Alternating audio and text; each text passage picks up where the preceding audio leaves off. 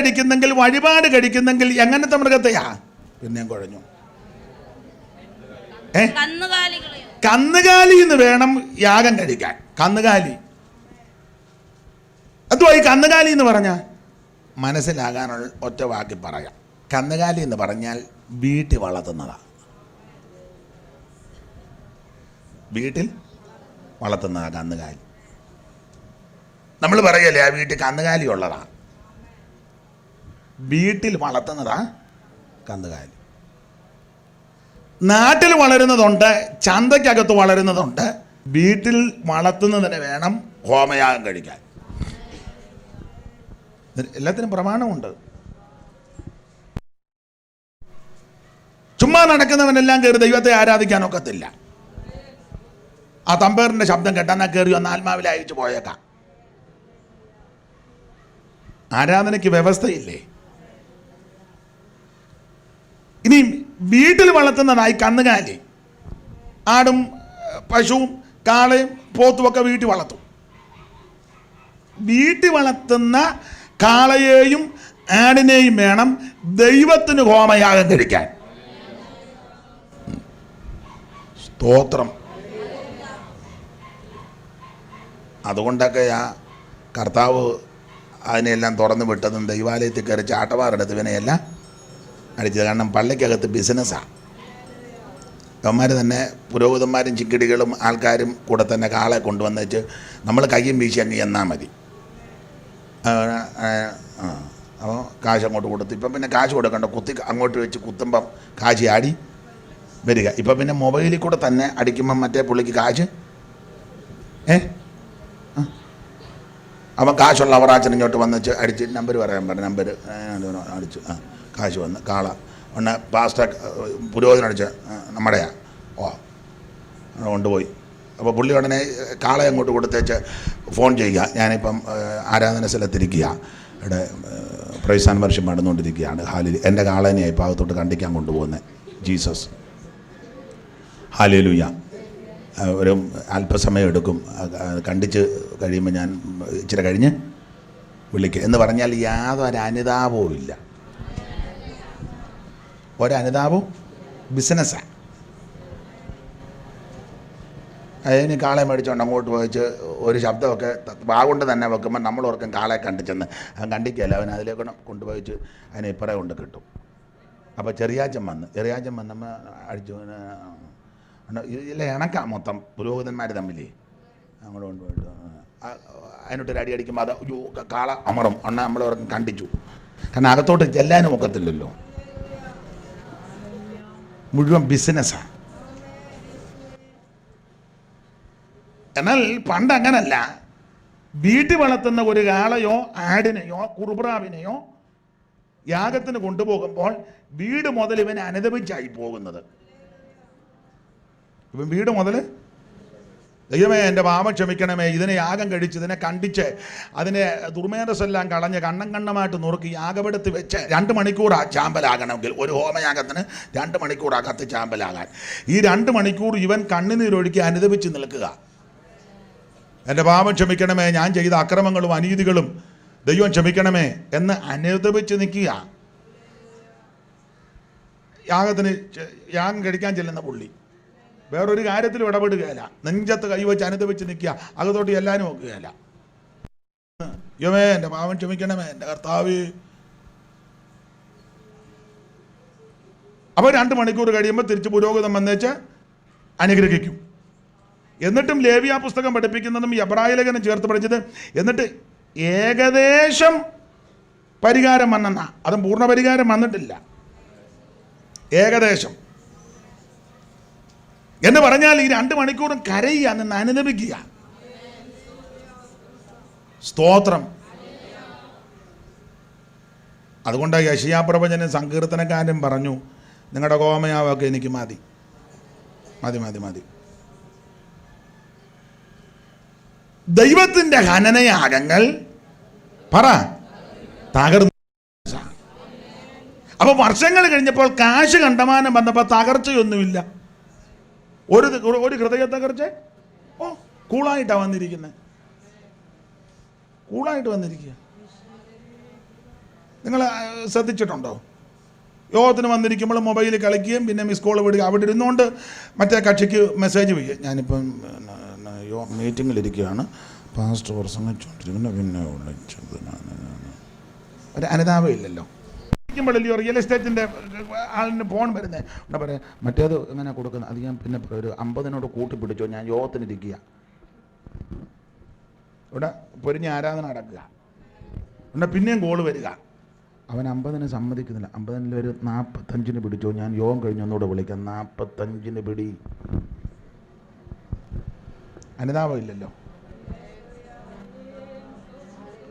അപ്പൊ ദൈവം ഇതെല്ലാം കണ്ടോണ്ടിരിക്കുക. അതുകൊണ്ട് അപ്പുറം പറഞ്ഞ് നിങ്ങളുടെ കനനയാകവും ഭോജനയാകവും എനിക്ക് മതി, തൃപ്തിയായി.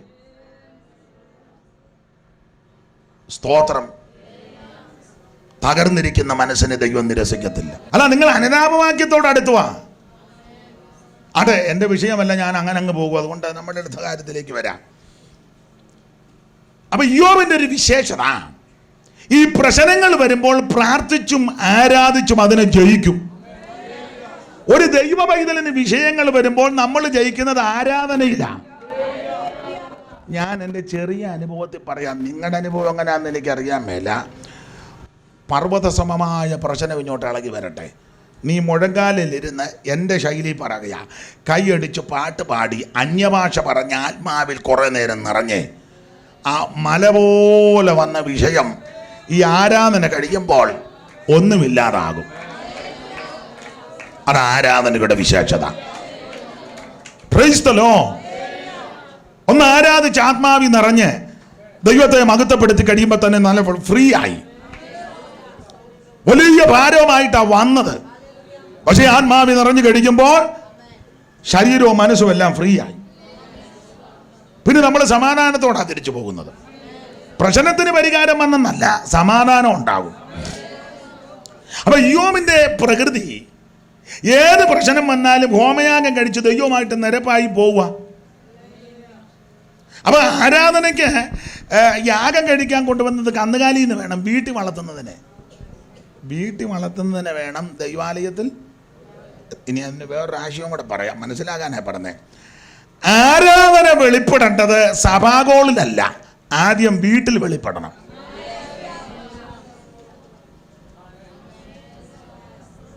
നമ്മളെല്ലാം ഹോളിനകത്ത് കയറിയിട്ട് ആരാധന മിണ്ടുന്നില്ലല്ലോ ആരും.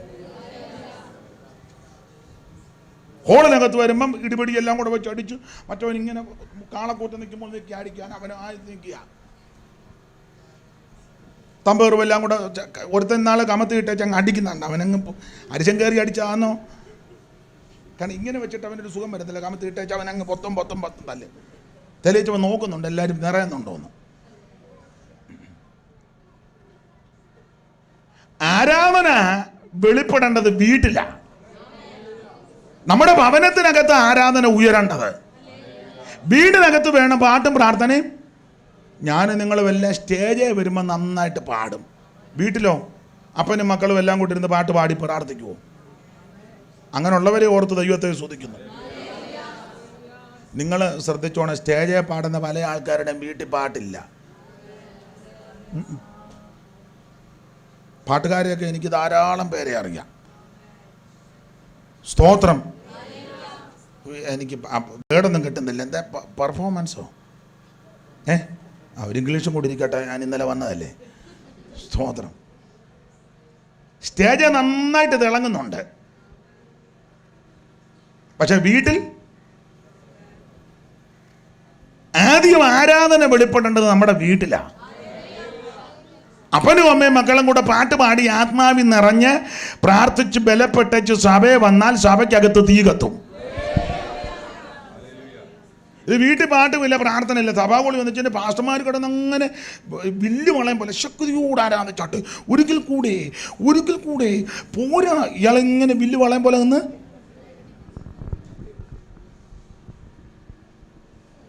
എന്നുവെച്ച് ഗതികേട് പിടിച്ച ചൊടിയിൽ പറഞ്ഞ പോരാ, ഒരിക്കൽ കൂടെ നിന്ന് വളയുക. യോഗം കഴിഞ്ഞേച്ച് നെഞ്ചത്ത് വിലക്കൂ. പെമ്പിളയോട് പറഞ്ഞാൽ നീ ആ പിണ്ണതയിൽ ഇവിടെ താകവും പുറവും കൂടെ അടച്ച് എന്നെ പറ്റിയാച്ചാ ഞാൻ ഇങ്ങനെ ഒന്ന് വില്ലിയതാ, എനിക്ക് വിലക്കം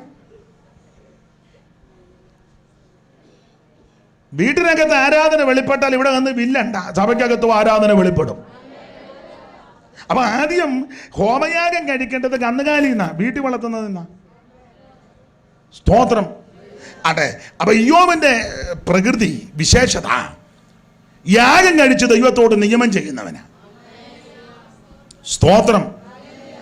അതുകൊണ്ട് പിശാചിനറിയാം, ശരീരത്തെ ആദ്യം കയറി തൊട്ടാൽ, പിള്ളേരെ ആദ്യം കയറി തൊട്ടാൽ, മറ്റു മേഖലകളിൽ ആദ്യം കയറി തൊട്ടാൽ, ഇവൻ കാളയെ ആടിനെയും കണ്ടിച്ച് യാഗം കഴിച്ച് വിഷയത്തിന്മേ ജയമെടുക്കും.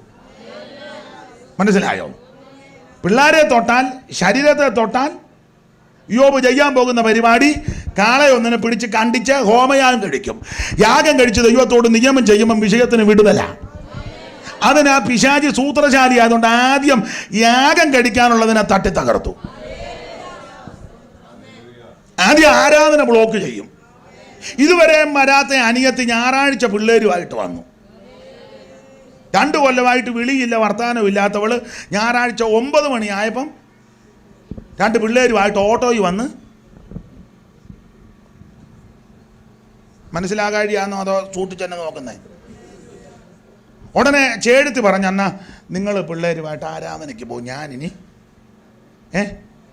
അവൾ 2 കൊല്ലം കൂടിയിരുന്ന അവളെ ഞാനാ എടുത്തുകൊണ്ട് നടന്നത്. എൻ്റെ ഒക്കത്ത് ഇപ്പോഴും തഴമ്പുണ്ട്. ബന്ധിച്ചേ, അന്നത്തെ ആരാധന തീർന്നേ. സ്തോത്രം. മനസ്സിലാകുന്നുണ്ടല്ലോ? അപ്പൊ ആരാധന ആദ്യം ബ്ലോക്ക് ചെയ്യുന്നത്. സ്തോത്രം. യാഗം കഴിച്ചു നിയമം ചെയ്ത ശുദ്ധന്മാർ, യാഗം കഴിച്ചു നിയമം ചെയ്ത ശുദ്ധന്മാർ, 4-ാം യാമത്തിലുണർന്നവർ മോദമോടെ വാഴ്ത്തുന്നേ. 4-ാം യാമത്തിലുണർന്നവർ മോദമോടെ വാഴ്ത്തുന്നേ. ഓ സൗന്ദര്യത്തിൻ പൂർണ്ണതയാകുന്ന സിയോനിൽ, സൗന്ദര്യത്തിൻ പൂർണ്ണതയാകുന്ന സിയോനിൽ നിന്നും പ്രകാശിക്കുന്നോനെ പ്രഭാതത്തിൽ സ്തുതിക്കുന്നേ. ഇന്നും പ്രകാശിക്കുന്നോനെ പ്രഭാതത്തിൽ സ്തുതിക്കുന്നേ. അപ്പൊ ശ്രദ്ധിക്കുക, പിശാചെ ആദ്യം ബന്ധിക്കുന്നത് ആരാധനയാണ്. അതുകൊണ്ട് ഞാൻ ദൈവകുഞ്ഞുങ്ങളോട് പറയാം, നിങ്ങളെല്ലാം ഉത്സാഹത്തിൽ മടുപ്പില്ലാതെ ആത്മാവിൽ എരിവുള്ളവരായിട്ടിരിക്കുന്ന അഭിനന്ദിക്കുന്നു. ആരാധന മുടക്കരുത്, കൂട്ടായ്മ മുടക്കരുത്, പ്രാർത്ഥന മുടക്കരുത്. കുഞ്ഞുങ്ങളെയും ഞായറാഴ്ച ബന്ധുക്ക വീട്ടിൽ വിടരുത്, ആരാധനയ്ക്ക് കൊണ്ടുവരണം. സ്തോത്രം. ഞായറാഴ്ചത്തെ ട്യൂഷനും അങ്ങ് നിർത്തിയാക്കണം. അത് കുറച്ചുള്ള പഠിത്തമൊക്കെ മതി. ഞായറാഴ്ച സ്പെഷ്യൽ ക്ലാസ് അത് ഗുണം വരാനുള്ളതല്ല.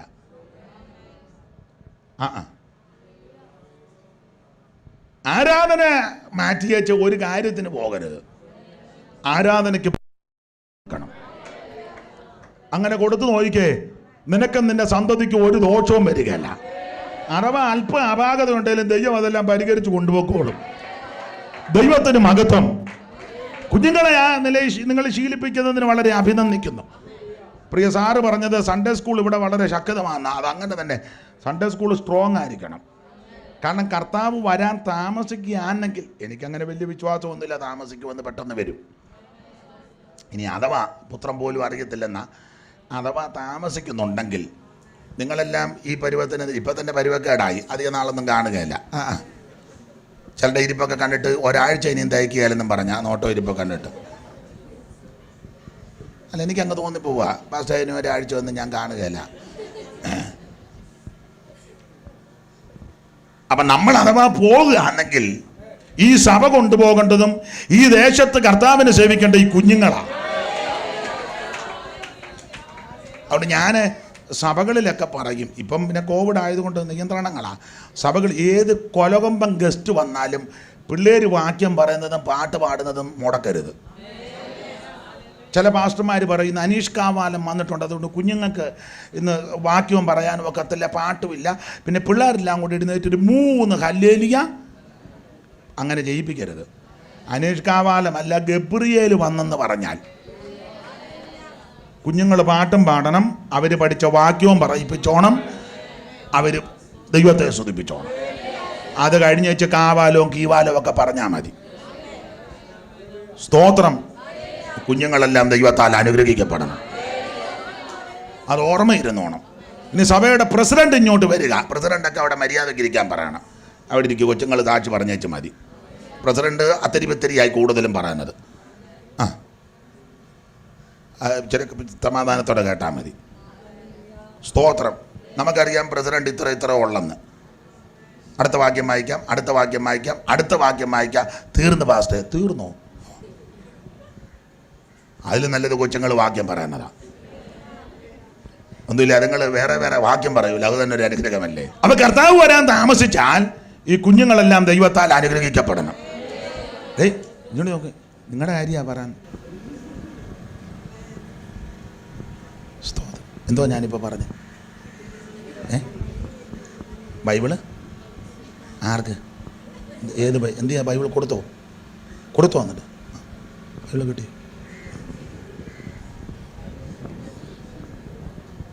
സ്തോത്രം. Praise the Lord. തലമുറയായവൻ നമുക്ക് നല്ലൊരു സങ്കേതവും പലമുറയായി പാടുക ദേവനു കീർത്തനം. തലമുറയായി അവൻ നമുക്ക് നല്ലൊരു സങ്കേതവും പലമുറയായി പാടുക ദേവനു സങ്കീർത്തനം. ദേവാദിദേവനീ പാരിൽ വന്നു, പാപിയെ തേടി വന്നു,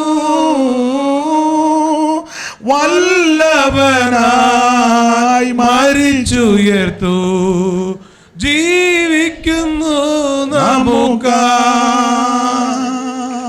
വല്ലഭനായി മരിച്ചുയർത്തു, ജീവിക്കുന്നു നമുക്കായി. അതുകൊണ്ട് എന്നെ കേൾക്കുന്ന ദൈവ കുഞ്ഞുങ്ങളോട് പറയാം, ആരാധന മുടക്കരുത്. കുഞ്ഞുങ്ങളെ ആരാധനാ ദിവസം വേറൊരു കാര്യത്തിൽ ഇടപെടുത്തരുത്. ഒരു ദിവസം അതിനായിട്ട് അങ്ങ് വേർതിരിക്കണം. സ്തോത്രം. വേറെ 6 ദിവസം ഉണ്ടല്ലോ, ഒരു ദിവസം അതിനായിട്ട് അങ്ങ് വേർതിരിച്ചേക്കണം. അന്ന് വേറെ യാതൊരു കാര്യവും എടുക്കരുത്. കല്യാണ കേസ് പിടിക്കരുത്, 28 കേസ് പിടിക്കരുത്, മാമോദീസ കേസ് പിടിക്കരുത്, ചാത്തം ഉണ്ണാനായിട്ട് വിളിക്കും, നമുക്ക് പോകാൻ പ്രമാണമില്ല, അന്നത്തെ കേസൊന്നും എടുക്കരുത്. വിരുന്ന് പോകരുത്.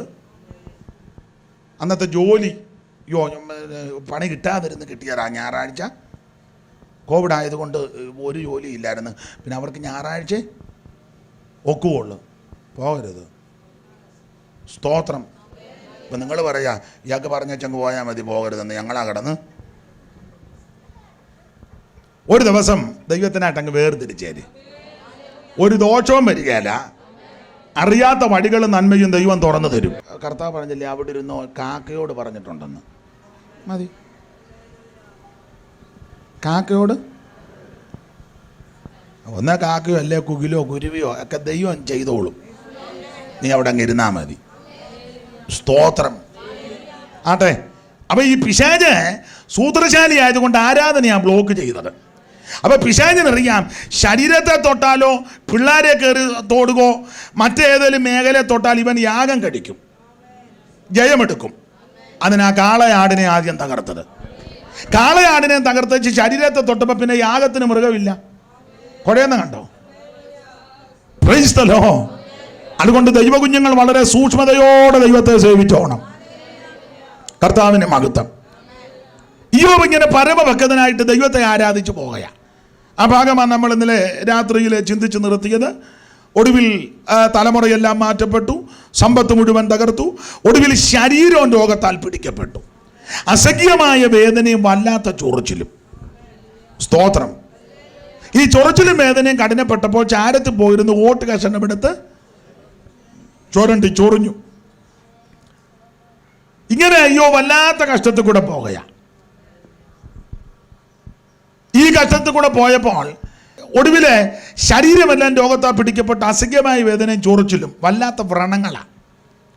നമ്മൾ ചിന്തിക്കുന്നത് പോലെ ഇന്നലെ പറഞ്ഞ പോലെ കരപ്പനൊന്നും അല്ല. ഈ വ്രണവും ചൊറിച്ചിലും എല്ലാം കഠിനമായിട്ട് വേദ പഠിതാക്കൾ പറയുന്നത് ഈ പുറമെയുള്ള പരിക്കളേക്കാൾ ഉപരി ഉള്ളിൻ്റെ ഉള്ളിൽ പരിക്കളും വ്രണങ്ങളും ഉണ്ടായി. അകത്ത് പുറമെയുള്ള പരിക്കളേക്കാൾ ഉപരി അകത്ത് ഉള്ളിൻ്റെ ഉള്ളിൽ പരിക്കളും വ്രണങ്ങളും ഉണ്ടായി. അതകത്ത് പൊട്ടി വല്ലാതായി അകത്തിന്ന് വരുന്ന ശ്വാസത്തിന് വരെ ദുർഗന്ധം ഉണ്ടായെന്ന്. ശ്വാസം ശ്വസിക്കുകയും ഉച്ഛ്വസിക്കുകയും ചെയ്യുമ്പോൾ ആ ശ്വാസത്തിന് ദുർഗന്ധമായി. അത് യോബ് ഒരു പദം പറയുന്നുണ്ടല്ലോ, 19:17 ഒന്ന് വായിച്ചേ. 19:17. എൻ്റെ ശ്വാസം എൻ്റെ ഭാര്യയ്ക്ക് അസഖ്യവും എൻ്റെ യാചന എൻ്റെ ഉടപ്പിറന്നവൾക്ക് അറപ്പുമാ. കണ്ടോ, എൻ്റെ ശ്വാസം എൻ്റെ ഭാര്യയ്ക്ക് അസഖ്യമായെന്ന. അപ്പോൾ ഭാര്യ അടുത്തിരിക്കുക. അപ്പോൾ ഈ ശ്വാസം അങ്ങോട്ട് വിടുമ്പോൾ ശ്വാസത്തിന് ദുർഗന്ധം, അകത്ത് ഇതെല്ലാം പൊട്ടി വല്ലാതായി. അപ്പോൾ ശ്വാസത്തിന് ദുർഗന്ധം. അതാ അയ്യോ പറഞ്ഞത്, എൻ്റെ ശ്വാസം എൻ്റെ ഭാര്യയ്ക്ക് ശ്വാസം വിടുമ്പം പെമ്പള അങ്ങോട്ട് തിരിയും, കാരണം ദുർഗന്ധം. നമുക്ക് പിന്നെ തിരിയുന്നത് പല്ല് തേക്കാത്തതുകൊണ്ടാണ്. ചിലത് പല്ല് തേക്കുകയല്ല. 10:30 ആകുമ്പോഴാണ് ഉമിക്കരി തപ്പി നടക്കുന്നത്. രാവിലെ എഴുന്നേറ്റാണ് ദിനചര്യയുടെ ഭാഗമല്ലേ ഇല്ലേ? ചില ഉമ്മ കൈ കൊണ്ട് തന്നെ വെച്ചു വെള്ളം ഒഴിച്ച് കുലിക്കച്ചു ഒരു കോപ്പ കാപ്പി. എന്നാൽ ഇനി അപ്പവും കൂടെ കഴിച്ചു വെച്ചിരുന്നൊക്കെ ഇനി അതിനായിട്ട് പിന്നെ ഇറങ്ങി. സ്തോത്രം. പിന്നെ തേക്കാനും പറഞ്ഞെന്നാൽ പിന്നെ അന്നേരം ആരാണ്ട് വിളിച്ച് അതിലെ അങ്ങ് പോയി. ഉച്ചയ്ക്ക് ഊണും കഴിച്ചു. പിന്നെ ഈ വിഷയം അങ്ങ് മറന്ന് പല്ല്.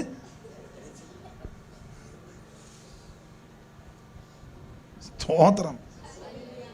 ആരാണ്ടൊക്കെ തേക്കാതായിരിക്കുന്നെന്ന് തോന്നുന്നത്, അതായത് ഊറിയ ചിരിയൊക്കെ വരുന്നത്. അതോ ഇനി ഇങ്ങനെ വല്ലതും സംഭവിച്ചിട്ടുണ്ടോ? സ്തോത്രം. അപ്പം യോബിൻ്റെ ശരീരത്തിനകത്ത് ദുർഗന്ധം ഉണ്ടായി. അതുകൊണ്ട് ശ്വസിക്കുന്ന ശ്വാസം, പുറത്തോട്ട് വരുന്ന ശ്വാസത്തിന് ദുർഗന്ധം. അതാ പറഞ്ഞേ, എൻ്റെ ശ്വാസം എൻ്റെ ഭാര്യയ്ക്ക് അസഖ്യവും എൻ്റെ യാചന എൻ്റെ ഉടപ്പിറന്നവൾക്ക് അറപ്പുമായി. ഒരു മനുഷ്യൻ്റെ ദുരിതം നോക്കിക്കോണം. സമ്പത്ത് മുഴുവൻ നഷ്ടപ്പെട്ടു, തലമുറ 10 നശിച്ചു, ഒടുവിൽ ശരീരം രോഗത്താൽ പിടിക്കപ്പെട്ടു, അസഖ്യമായ വേദനയും ചൊറിച്ചിലും വ്രണവും, ഒടുവിൽ ശ്വാസത്തിന് ദുർഗന്ധം വെച്ചു. അടുക്കടുക്കായിട്ട് ചിന്തിക്കണം. ശ്വാസത്തിന് ദുർഗം വെച്ചു. വേറൊരു വാക്യമുണ്ട്, ഒടുവിൽ വഴിയെ പോയവരെല്ലാം ഇയ്യോബിനെ പരിഹസിച്ചു. വഴി നടന്നു പോയവരെല്ലാം പരിഹസിച്ചു. അവർ പറഞ്ഞാണ്ട് നേരത്തെ കൊട്ടിയും പാടിയിരുന്ന പുള്ളി പാണ്ട് ചൊറിഞ്ഞും കടിച്ചു വിരിക്കുക. ഇതാണോ പെന്തിക്കോസ്? അന്നേ പറഞ്ഞത് ആ പെന്തിക്കോസി പോകരുതെന്ന്. ഞങ്ങൾക്കാണ്ട് ഒരു കുഴപ്പവും ഇല്ല. ഇയാൾ പെന്തിക്കോസിൽ പോയതാണ് ഇങ്ങനെ ചൊറിഞ്ഞ് ഇരിക്കുന്നത്. 5-10 പിള്ളേരുണ്ടായിരുന്നു, അതിനെയും കൊന്നു. ഒരു പെന്തിക്കോസ്. സ്തോത്രം. ആൾക്കാർ പറയും ഉടനെ നമ്മൾ യോബിൻ്റെ സ്ഥാനത്ത് നമ്മളായിരുന്നു പറയാം, ഞാനും അത് തന്നെ ഈ ദിവസങ്ങളിൽ ചിന്തിച്ചുകൊണ്ടിരിക്കേണ്ട, ഇറങ്ങേണ്ട ഒരു കാര്യവും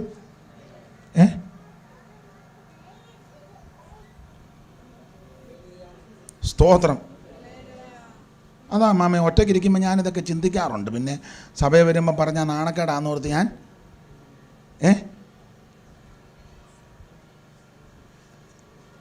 വഴി നടന്നവരെല്ലാം ഇയ്യോബിനെ പരിഹസിച്ചു. ഒടുവിൽ ആ വേലക്കാരുണ്ടായിരുന്നല്ലോ, തെറ്റി ഒഴിഞ്ഞു പോകുന്നൊരു 3 എണ്ണം അതുങ്ങൾ വിട്ടേച്ചു പോയി. ധാരാളം ബാല്യക്കാരുണ്ടായിരുന്നു, അതിലൊടുവിൽ 3 എണ്ണം തെറ്റി ഒഴിഞ്ഞു വന്ന 3 എണ്ണമുണ്ട്, അതുങ്ങളും ത്യജിച്ചു. ഒടുവിൽ ഇയ്യോബിന് 2-3 സ്നേഹിതന്മാരുണ്ടായിരുന്നു, ബിൽദാദും സോബറും ഒക്കെ. 2:11 വായിച്ചേ. ഈ മൈക്ക് എന്തിനാ കൈ തന്നേക്കുന്നേ? ഈ ഒളിവില്ലേ? എന്നാ ഉറക്കെ വായിച്ചു. അനന്തരം ഉണ്ടല്ലോ, പിന്നെ വായില്. അനന്തരം തേമാന്യനായ എലീഫസ് ശൂഹ്യനായ ബിൽദാദ് എന്ന നയമത്യനായ സോഫർ എന്നിങ്ങനെ യോബിന്റെ മൂന്ന് സ്നേഹിതന്മാർ ഈ അനർത്ഥമൊക്കെയും അവന് ഭവിച്ചത് കേട്ടപ്പോൾ അവർ ഓരോരുത്തൻ താൻ തന്റെ സ്ഥലത്ത് നിന്ന് പുറപ്പെട്ട് അവനോട് കൂടെ സഹതപിപ്പാനും അവനെ ആശ്വസിപ്പിക്കാനും പോകാമെന്ന് തമ്മിൽ പറഞ്ഞൊത്തു. രണ്ടു കൂട്ടരുടെ തമ്മിൽ, ഇവർ 3 പേരുടെ തമ്മിൽ ഒത്തു. 3 പേര്, സോബറും ബിൽദാദും പിന്നാരാ എലീഫാസും. ഇനി വേറൊരു കക്ഷിയുണ്ട് ഒടുവിൽ വരുന്നത്, എലീഹു. അയാളും വന്ന് ഹൂ എന്ന് കളിയാക്കി വെച്ച്, അത് പിന്നെ ഞാൻ പറയാം. എലീഹു. ഇപ്പം ആദ്യം വന്നത് ഈ 3 കക്ഷികളാണ്. ഇവർ 3 വന്ന് 3 പേരോട് പറഞ്ഞു, നമ്മുടെ സ്നേഹിതൻ, നമ്മുടെ സഹപ്രവർത്തകൻ വല്ലാത്ത കഷ്ടത്തിൽ കൂടെ ആൾ ചൊറിഞ്ഞും കടിച്ചുമൊക്കെ ഇരിക്കുക, തന്നെയല്ല ആകെ പ്രതികൂലമാണ്. നമുക്ക് അത്തറ്റം പോയി പുള്ളിയോട് കൂടെ 10 മിനിറ്റ് നിന്ന് പ്രാർത്ഥിക്കാം. നല്ല സഹോദരന്മാർ. ഒന്നുമില്ലെങ്കിൽ സ്നേഹിതനൊരു ക്ഷീണമെന്ന് കണ്ടപ്പം വരാൻ മനസ്സ് കാണിച്ചല്ലോ. നമ്മുടെയൊക്കെ പ്രകൃതി അങ്ങനെയൊക്കെ ഉള്ളിടത്തോട്ട് നമ്മളധികം പോകാതിരിക്കുന്നതായിരിക്കും. നമ്മൾ പറയും, അങ്ങോട്ട് പോകാതിരിക്കുന്നതാണ് നല്ലത്, അയാൾ ചൊറിഞ്ഞിരിക്കുക, പിന്നെ നമ്മളും ചൊറിഞ്ഞു കൊടുക്കണം. എന്നെ ആരെങ്കിലും ചൊറിയുമെന്ന് ഓർത്ത് ഞാനിരിക്കുക, അന്നേരം ഇനി അങ്ങോട്ട് നിന്ന് അയാളെ തന്നെയല്ല ആ തള്ളയടഞ്ഞ് നിൽക്കുക, ഒരു വെള്ളം പോലും നമുക്ക് കിട്ടുകയില്ല. വേലക്കാരെല്ലാം ചത്തെന്നാണ് കേൾക്കുന്നത്. സ്തോത്രം.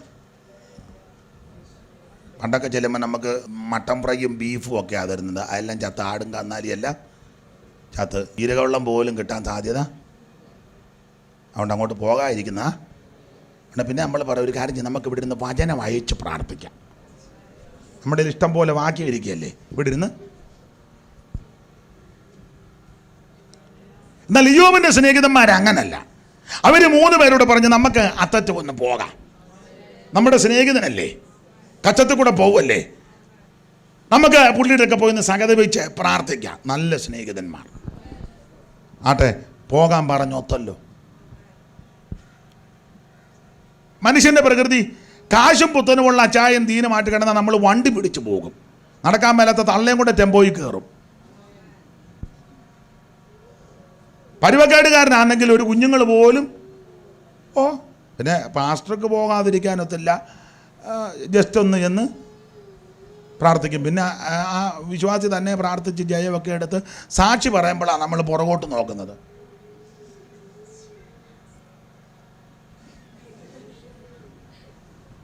മനുഷ്യ പ്രകൃതിയാണ്. സ്തോത്രം. എന്നാൽ ഇയ്യോബിൻ്റെ 3 സ്നേഹിതന്മാരോട് പറഞ്ഞു, നമുക്ക് പുള്ളിയുടെയൊക്കെ ഒന്ന് പോകാം, പോയി പ്രാർത്ഥിക്കാം. അപ്പോൾ 3 പേരുടെ ഈ പ്രാർത്ഥിക്കാനൊക്കെ ഞാൻ പറഞ്ഞൊത്തു വന്നത്.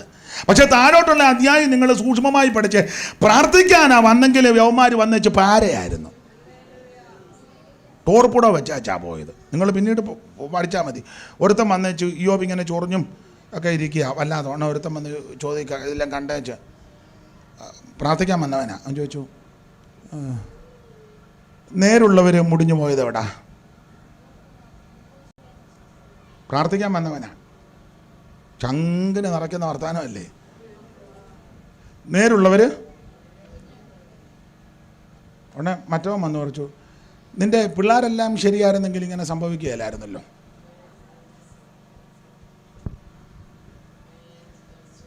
ഉടനെ വേറൊരുത്തൻ വന്ന് ചോദിച്ചു, ഇപ്പം പഴയതുപോലെ പ്രാർത്ഥനയൊന്നുമില്ലേ? അതാ അയ്യോ പറഞ്ഞത്, വേദനിപ്പിക്കുന്ന ആശ്വാസകന്മാരാ, ചങ്കിന് കൊള്ളുന്ന വർത്താനമാവെന്ന് പറയുന്നത്. ഞാൻ ദൈവ കുഞ്ഞുങ്ങളോട് പറയാം, നമ്മുടെ കൂട്ടുവിശ്വാസിക്ക് ഒരു ക്ഷീണം വരുമ്പോൾ വേദനിപ്പിക്കരുത് കേട്ടോ. കൂടെ ആരാധിക്കുന്ന വീട്ടിലൊരു ഒരു ഒരു ക്ഷീണം, ഒരു സാമ്പത്തിക ബുദ്ധിമുട്ട്, അല്ലെങ്കിൽ ഒരു ശാരീരിക ക്ഷീണം, ഒരസുഖം വന്നു ഉടനെ ചില വിശ്വാസം ഇങ്ങനെ തന്നെ വരുമെന്ന് ദൈവാത്മാവ് നേരത്തെ പറഞ്ഞു. അങ്ങനെ പറയരുത്. സ്തോത്രം. അങ്ങനെ പറഞ്ഞ് വേദനിപ്പിക്കരുത്. ഒരാളെ ഒന്ന് വണ്ടി മുട്ടി, ഇതെന്നോട് പണ്ട് ഉടക്കേൻ്റെയാണ്, അങ്ങനെയൊക്കെ പറയുന്ന ആൾക്കാരുണ്ട്. ഇപ്പം മുട്ടിയതല്ലേ ഉള്ളൂ, ഇനി വേറെ വരുന്നുണ്ട്. അവൻ്റെ ദുഃഖത്തിൽ കഷ്ടത്തിൽ അവനെ ആശ്വസിപ്പിക്കണം. അപ്പം ഈ 3 സ്നേഹിതന്മാരും വന്ന് ഇയ്യോബിനെ കണ്ടമാനം വേദനിപ്പിക്കുക. അതാ വേദനിപ്പിക്കുന്ന ആശ്വാസകന്മാർ. അപ്പോൾ ശ്രദ്ധിക്കണം, സമ്പത്ത് മുഴുവൻ നഷ്ടപ്പെട്ടു, തലമുറ മുഴുവൻ നഷ്ടപ്പെട്ടു, ശരീരം പരുക്കളാൽ പിടിക്കപ്പെട്ടു, അസുഖമായ വേദനയും വല്ലാത്ത ചൊറിച്ചിലും ശ്വാസത്തിന് ദുർഗന്ധം വെച്ചു, വഴിയെ പോകുന്നവർ പരിഹസിച്ചു, അയൽക്കാർക്കെല്ലാം നിന്ദനായി, വേലക്കാരെല്ലാം ഇട്ടേച്ചു പോയി, ഒടുവിൽ സ്നേഹിതന്മാരും ദ്വേഷിച്ചു. 9 കൂട്ടം കാര്യം സ്നേഹിതന്മാരും ദ്വേഷിച്ചു. ഒടുവിലെ അമ്മാമ്മയും കാലുവാരി. ആരാ? തള്ള. 2:9. അതാ അവൻ്റെ ഭാര്യ. അവൻ്റെ ഭാര്യ അവനോട്, നീ ഇനിയും നിന്റെ ഭക്തി മുറുകെ പിടിച്ചുകൊണ്ടിരിക്കുന്നുവോ? ദൈവത്തെ ത്യജിച്ചു പറഞ്ഞ് മരിച്ചു കളയാൻ പറഞ്ഞു. കണ്ടോ? ഒടുവിൽ തള്ളയും കാലുവാരി. ഈ വേദപുസ്തകത്തിൽ ചില പെണ്ണുങ്ങളുടെ പേര് പറഞ്ഞിട്ടില്ല. അത്രയ്ക്ക് കൊള്ളുകേലാത്തങ്ങളാ. ലോത്തിന്റെ ഭാര്യ പേര് വല്ലതും ഉണ്ടോ? പറ. ഇല്ല. ഇയ്യോബിന്റെ ഭാര്യ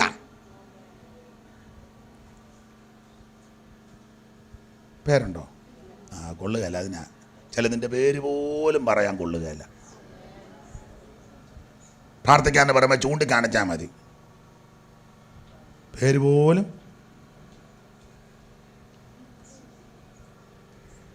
എന്നാൽ ചിലരുടെ പേര് എടുത്തു പറഞ്ഞിട്ടുണ്ട്. അമ്മയുടെ പേരും പറഞ്ഞിട്ടുണ്ട്, വല്യമ്മയുടെ പേരും പറഞ്ഞിട്ടുണ്ട്. ഇല്ലേ? ഇല്ലേ? ആരുടെ അമ്മയുടെയും വല്യമ്മയുടെയും പേര്?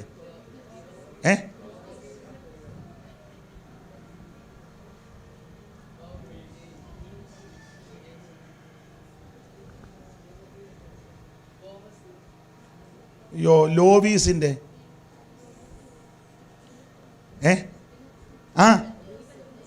അവൻ്റെ അമ്മ, പിന്നെ വല്യമ്മ യൂനിക്കയിലും കണ്ടോ? അമ്മയുടെ വല്യമ്മയുടെ പേര് നല്ല പെണ്ണുങ്ങളാ. എന്നാ ഈ തള്ളയുടെ പേര്? അതിനോടനെ എന്നെ ഇങ്ങനെ നോക്കുന്നത് ഞാനുള്ള കാര്യമല്ലേ പറഞ്ഞ്. ഗുണമായിട്ട് ചോദിച്ചാൽ പേര് കൂടെ പറയും. മെനക്കാണ് അന്നെ മിണ്ടുകയില്ല. സ്തോത്രം. അപ്പൊ ഈ ഒടുവിൽ ഈ ഭാര്യയും കാലുവാരി. ഒന്നുകൂടെ വായിച്ചേ 2:9. അവന്റെ ഭാര്യ അവനോട് ഇനിയും അവന്റെ ഭാര്യ അവനോട് അങ്ങനെ ഇത് പ്രമാണമുണ്ട്. അവന്റെ ഭാര്യ അവനോട്. വല്ലവരുടെ ഭാര്യ നിന്നോട് കയറി മിണ്ടുകയില്ല. ഇത് വല്ലവരുടെ ഭാര്യ കയറി വകുപ്പല്ല. വല്ലവന്റെ ഭാര്യയോട് കയറി അധികം കിന്നാരം ഒന്നും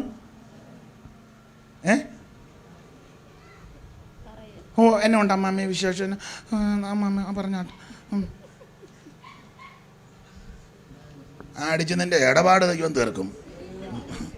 അല്ല എൻ്റെ ഭാര്യയോട് കയറി കിന്നാരം ചൊല്ലിയ അവന്റെ ഭാര്യ അവനോട് ഒന്നുകൂടെ വായിച്ചോ കേക്കട്ടെ. അവന്റെ ഭാര്യ അവനോട്. ഒന്നുകൂടെ വായിക്ക് കേക്കട്ടെ. അവന്റെ ഭാര്യ അവനോട്. ഒന്നുകൂടെ വായിര്. അവന്റെ ഭാര്യ. ഇനിയും കേട്ടില്ലെന്ന് പറയരുത്. സ്തോത്രം. അവനവൻ്റെ ഭാര്യ പറഞ്ഞാൽ മതി, അവനവൻ്റെ ഭർത്താവും പറഞ്ഞാൽ മതി. എൻ്റെ തോമാച്ച ഞങ്ങളുടെ പുള്ളിക്ക് എന്നോട് യാതൊരു താല്പര്യവും ഇല്ല, എന്നോട് മിണ്ടുന്നത് പോലും പുള്ളിക്ക്. പിന്നെ തോമാച്ചനോട് സംസാരിക്കുമ്പോഴാണ് എനിക്ക് മനസ്സിനൊരു ഒരു കുളിർമ, മനസ്സിനൊരു. ഞങ്ങളുടെ പുള്ളിയോട് എന്തെങ്കിലും ചോദിച്ചാൽ ഈറ്റപ്പുലി വരുമ്പോല. ഇന്നലെ ഞാൻ സ്വോത്രകാഴ്ച ചോദിച്ചു, ഒരൊറ്റ ആട്ടാട്ടിട്ട് ഞാൻ ഗേറ്റിൻ്റെ അവിടെ പോയി. ആ സമയം തോമാച്ചനോട് സംസാരിക്കുമ്പോൾ എനിക്ക് മനസ്സിന് തോമാച്ചനോടൊന്ന് സംസാരിച്ച് കഴിഞ്ഞപ്പം അജമാംസ രസായനം കഴിച്ച പോലെ. സ്തോത്രം. അവനവൻ്റെ ഭാര്യ അവനോട് സംസാരിക്കണം, അവനവൻ്റെ ഭർത്താവ് അവൻ്റെ ഭാര്യയോട് സംസാരിച്ചോണം. എന്ന് പറ്റും മറ്റുള്ളവരോട് മിണ്ടരുതെന്നല്ല, ഒറ്റ വാക്കി കാര്യം പറയാൻ കുഴപ്പമൊന്നും. ഫോൺ ചെയ്ത് വീട്ടിലോട്ട്, സാറിൻ്റെ പേര് ഞാൻ മറന്നു പോയല്ലോ, അനി. ഹലോ, പണ്ടൊക്കെ ലാൻഡ് ഫോണാണ്, ഇപ്പോൾ ലാൻഡ് ഫോണിൽ എല്ലാവരുടെയും കയ്യിൽ 2-3 വിരുപ്പുണ്ട്. ഈ കണ്ടമാനം ഫോണുള്ളപ്പോൾ ഓർത്തോണം പരുവക്കേടാണ്. പിന്നെ ഞാൻ വിളിച്ച അനിസാറുണ്ടോ അവിടെ? എന്നാൽ പുള്ളിക്കാരൻ പറഞ്ഞു അയ്യോ ഇല്ല. എന്നാൽ അനീഷ് കാവാലം വിളിച്ചെന്ന് പറയണം, വരുമ്പോൾ എന്നെ ഒന്ന്, അത്ര മതി. അനിസാറുണ്ടോ അവിടെ? ഇല്ല. എവിടെ പോയി? വെളിയിലോട്ട് പോയത്. രാവിലെ പോയതാണ്. രാവിലെ ഇറങ്ങി. എപ്പോൾ വരും? ഒന്ന് പറയാതാ പോയത്. അപ്പോൾ പിന്നെ എന്നാ ഉണ്ട് വിശേഷം? ആട്ടെ. എന്നാ ശബ്ദത്തിനൊരു വ്യത്യാസം പോലെ? പനിയാണോ? കോൾഡാണോ? നിനക്കിത് തിരക്കേണ്ട വല്ല കാര്യമുണ്ടോ? അവൾക്ക് കോൾഡാണോ, 5-ാം പനിയാണോ, ചങ്ക് വേദനയാണോ എന്ന്?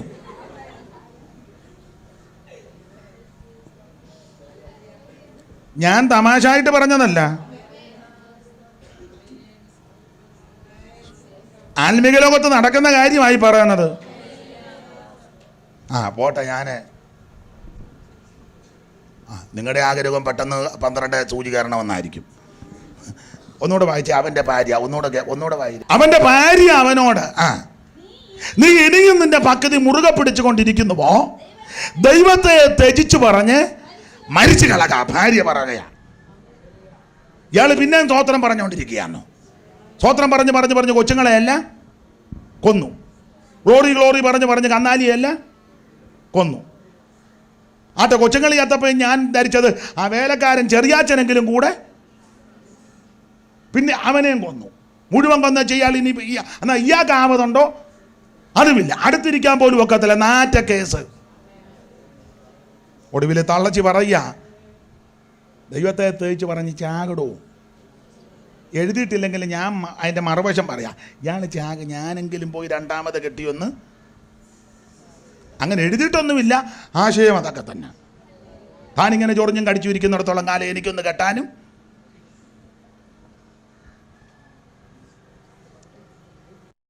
ചിലർക്കല്ല ഊറിയ ചിരിയും വരുന്ന എന്നാന്ന് എനിക്കും പിടികിട്ടുന്നില്ല. ദൈവത്തെ ത്യജിച്ച് പറഞ്ഞ് മരിച്ചു കളയാൻ ഭാര്യയെ ഒടുവിൽ കാല് വാരി. ഞാൻ കുടുംബകലകം ഉണ്ടാക്കാൻ വരുന്നതല്ല. മനുഷ്യൻ്റെ പ്രകൃതി ഇങ്ങനെ. ഒരു സമയം കഴിയുമ്പം അങ്ങോട്ടും ഇങ്ങോട്ടും ഒക്കെ ഇതാ. ഭർത്താവിൻ്റെയും സ്നേഹം ചിലയിടത്ത് കുറയും, ചിലയിടത്ത് ഭാര്യയുടെയും സ്നേഹം കുറയും, പിള്ളേരുടെയും സ്നേഹമൊക്കെ കുറയും, മാതാപിതാക്കളുടെയും സ്നേഹത്തിനൊക്കെ കുറഞ്ഞെന്ന് ഞാൻ പറയത്തില്ല, തണുക്കും. അങ്ങനെ ആ പുസ്തകത്തിൽ എഴുതിയേക്കുന്നത്. വിശ്വാസം പ്രത്യാശയും സ്നേഹം പ്രതിഷ്ഠയും വിശ്വാസഗോളത്തിൽ നിന്നകന്നിടുന്നു. വിശ്വാസം പ്രത്യാശയും സ്നേഹം പ്രതിഷ്ഠയും വിശ്വാസഗോളത്തിൽ നിന്നകന്നിടുന്നു. വിശ്വസ്തത മനുഷ്യരിൽ നന്ന് കുറയുന്നേ. നീ വരും നാളിൽ ഭൂവിൽ വിശ്വാസം കാണുമോ? വിശ്വസ്തത മനുഷ്യരിൽ നന്ന് കുറയുന്നേ. നീ വരും നാളിൽ ഭൂവിൽ വിശ്വാസം കാണുമോ? യേശുവേ നീ എപ്പോൾ ആഗമിച്ചിടുമോ?